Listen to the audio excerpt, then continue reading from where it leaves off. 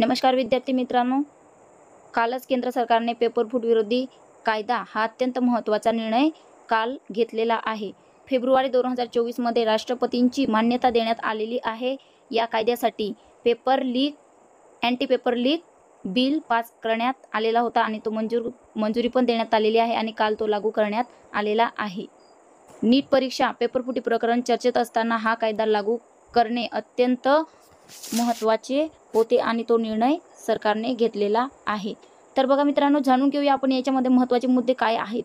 तर हा नेमका पेपर फुटी विरोधी कायदा आहे तरी काय आणि त्याच्यामध्ये कोणकोणते मुद्दे मांडण्यात आलेले आहेत ते आपण बघूया। सर्वात आधी पहिला मुद्दा बघूया, प्रश्नपत्रिका किंवा उत्तरपत्रिका फोडणे हा सुद्धा गुन्हा समजण्यात आलेला आहे या कायद्यानुसार। त्याच्यानंतर दुसरा मुद्दा आहे, बेकायदेशीररित्या प्रश्नपत्रिका व OMR शीट बाळगणे हा सुद्धा एक गुन्हा धरण्यात आलेला आहे। परीक्षेदरम्यान तिसरा मुद्दा, परीक्षेदरम्यान प्रत्यक्षरित्या किंवा अप्रत्यक्षरित्या प्रश्नांची उत्तरे पुरवणे। चौथा मुद्दा आहे, प्रश्नपत्रिका OMR शीटची छेडछाड करणे। पाचवा आहे, नियमांचे जाणीवपूर्वक उल्लंघन करणे। सहावा, महत्त्वाच्या कागदपत्रांची छेडछाड करणे। सातवा मुद्दा आहे, बनावट वेबसाईट बनविणे। हे असले प्रकार घडत असतात, त्यामुळे या कायद्यानुसार कुठेतरी या प्रकारांना आळा बसेल अशी आपण अपेक्षा करू शकतो। आठवा मुद्दा बघा, कॉम्प्युटर नेटवर्क व इतर साधनांची छेडछाड करणे।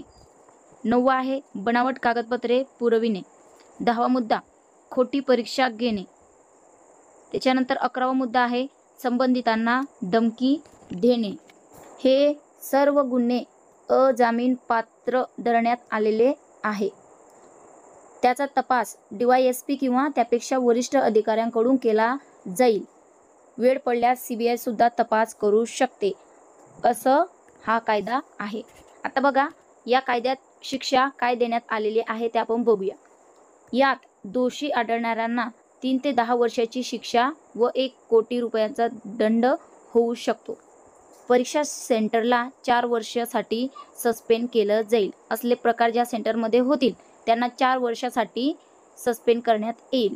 ही फार कमी शिक्षा आहे, त्यांना कायमस्वरूपी जरी सस्पेंड केलं तरी काहीही हरकत नाही। हा कायदा जरी लागू झाला असला तरी या कायद्यामध्ये सुधारणा होणे आवश्यक आहे किंवा आपण केंद्र सरकारकडून अपेक्षा करू शकतो, कारण एवढा मोठा गुन्हा करणाऱ्यांना ही शिक्षा फारच कमी आहे। त्याला कारण आहे। आता बघा, दोषींना किती दंड ठोठावला तरी त्यांची तयारी असू शकते। अफाट पैसा असल्याने हे प्रकार घडतात। लालचीपोटी कोणीही तयार होते। जर आजीवन शिक्षा झाली तर कुठेतरी असले प्रकार थांबतील, परत हे असले प्रकार घडणार नाहीत ही लोक याची गॅरंटी नाही। याबाबत केंद्र सरकारला कायद्यात सुधारणा केली पाहिजे असं माझं वैयक्तिक मला वाटते। एक मुद्दा आहे बघा, निवडणूक आयोग जशी पारदर्शकता आणि ठोस कायदा बनवलेला आहे, निवडणूक आयोगासाठी तसा कायदा असण्याची अपेक्षा आपण ठेवू शकतो। म्हणजेच त्याप्रमाणे परीक्षा संबंधी सुद्धा ठोस कायदा हवा, तर असले प्रकार घडणार नाही।